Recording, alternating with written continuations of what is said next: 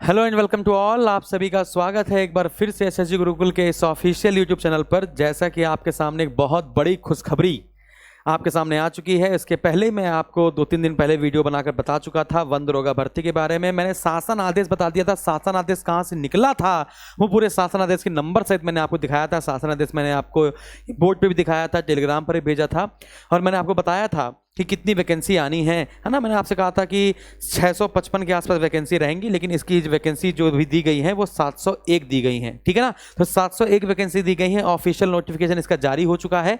तो आज की आप देखेंगे तो ये 22 सितंबर 2022 यहाँ पर मैं क्लिक करूंगा। क्लिक करके ये ऐसे करके ये ओपन होगा।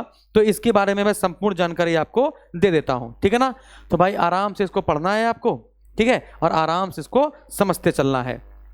देखिएगा, ऑनलाइन आवेदन शुल्क जमा करने की प्रारंभ होने की तिथि 17 अक्टूबर 2022 है ना। सबमिट करने की अंतिम तिथि 6 नवंबर 2022 और फिर अगर संशोधन करना हो तो 13 नवंबर 2022 तक आप संशोधन वापस कर सकते हैं।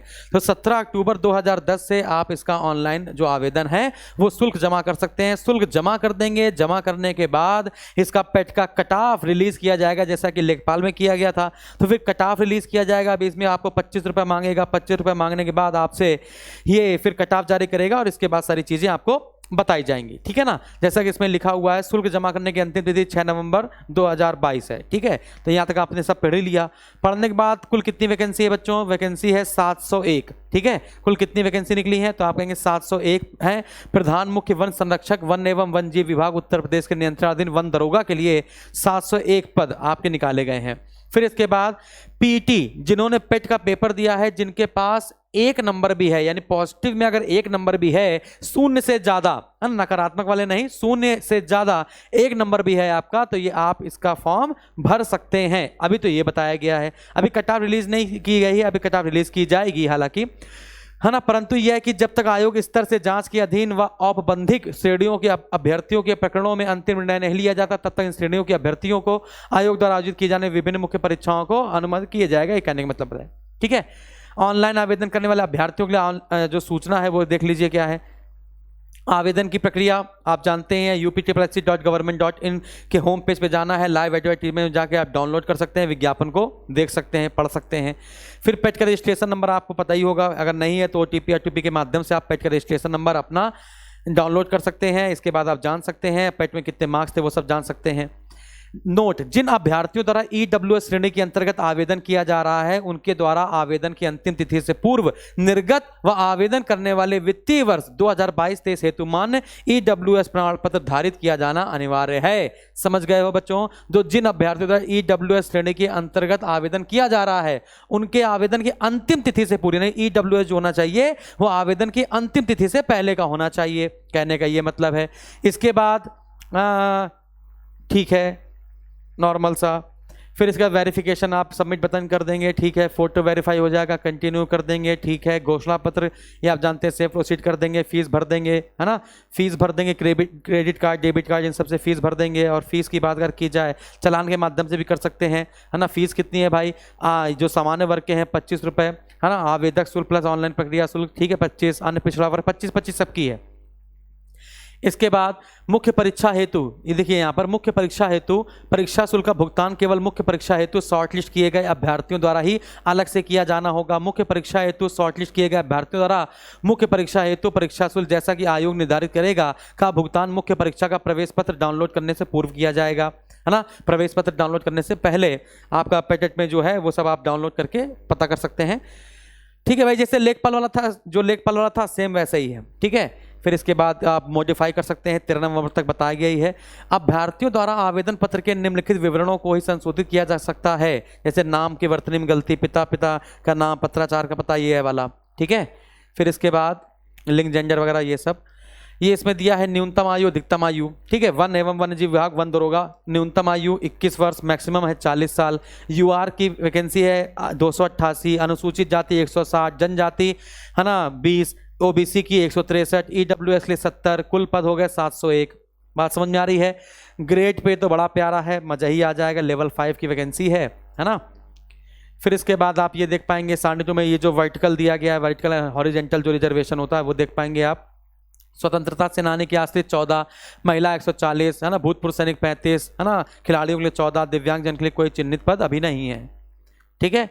फिर इसके बाद ये देख पा रहे हैं जाति प्रमाण पत्र उत्तर प्रदेश की महिला अभ्यर्थियों के मामले में पिता पक्ष से निर्गत, ये बहुत महत्वपूर्ण है।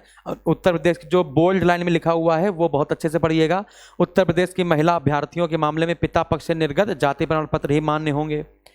इसके बाद वही सर्टिफिकेट के बारे में बता रहे हैं। रिक्तियों की संख्या घट बढ़ सकती है, ये सबसे मजेदार पॉइंट है, रिक्तियों की संख्या बढ़ घट सकती है।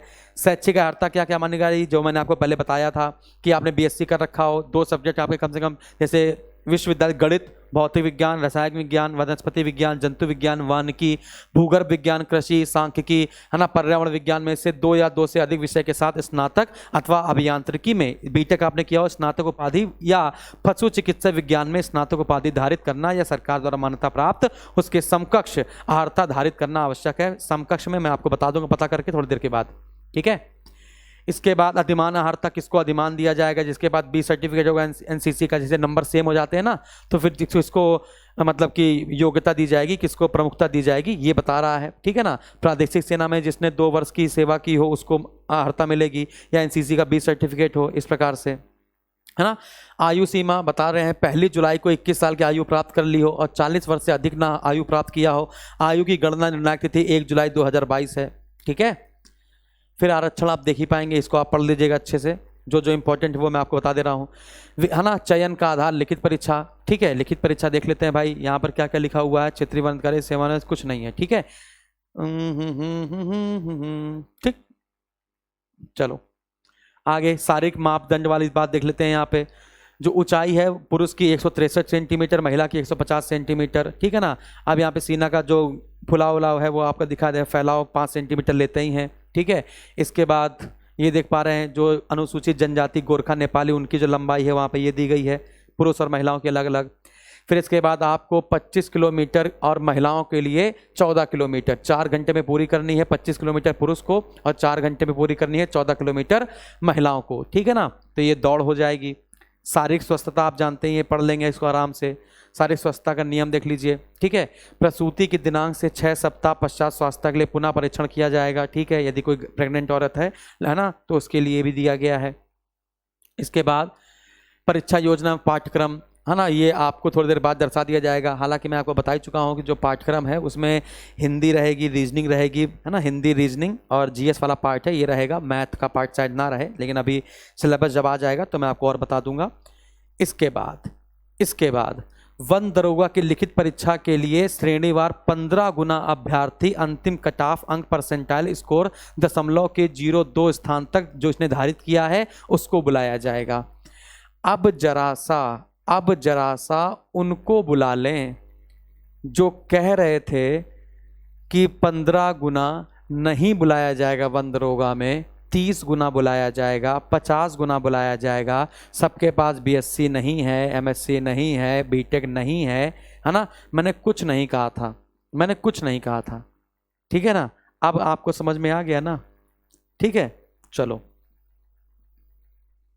अगली बात, तो यहां तक आपको बात समझ में आ गई है।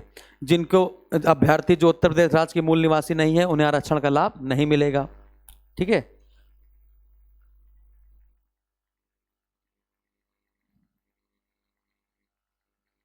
फिर बाकी ये सब नॉर्मल सा है, इसको आप पढ़ लीजिएगा। सब कुछ वेबसाइट पे ही देखना है, अन्य किसी के चक्कर में नहीं पढ़ना है आपको। ठीक है। ये सब दिया गया है।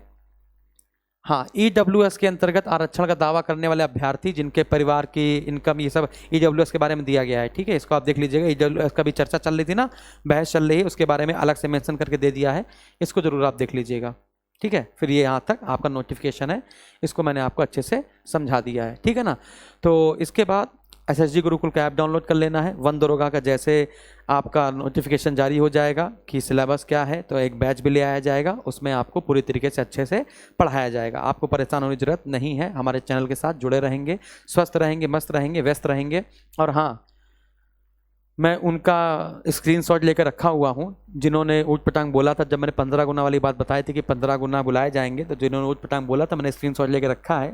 लेकिन मुझे शोभा नहीं देता कि मैं उन बच्चों को जलील करूँ। ठीक है ना, कि तुम्हें कुछ नहीं पता है, तू जाके पता करके आ, पहले तू पेपर बना रहा है क्या, ये वो। अब क्या कहोगे, अब आपके पास मुंह छोटा सा हो गया होगा, कोई बात नहीं, ठीक है, माफ़ करना ही अच्छा है सबके लिए। और मैं अब भी यही कहूँगा कि अपनी भाषा में सुधार कीजिए, आप बहुत आगे तरक्की करके जाएंगे। ठीक है, धन्यवाद।